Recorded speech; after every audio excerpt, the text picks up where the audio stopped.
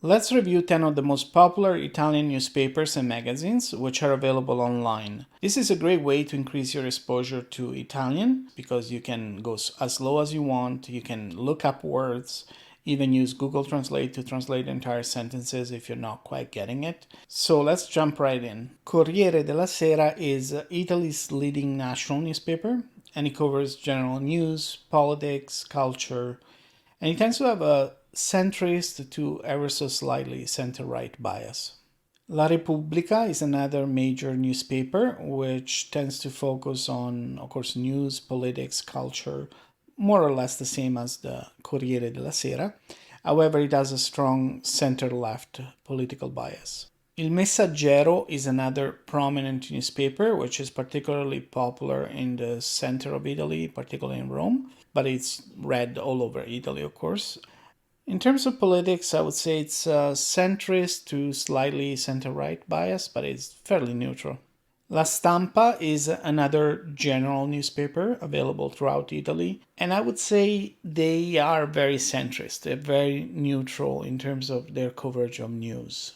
Now we're moving on to the more specialized newspapers. Il Sole 24 Ore is a financial newspaper in Italy. It's the leading financial newspaper. And it's all about economics, finance, business, all these kind of topics.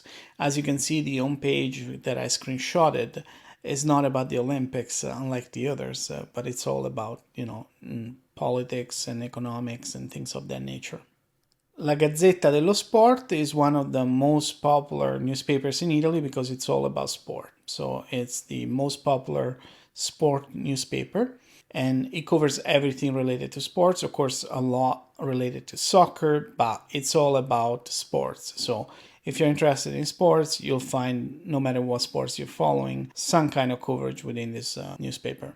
Now we're moving on to the magazines, and we start with L'Espresso.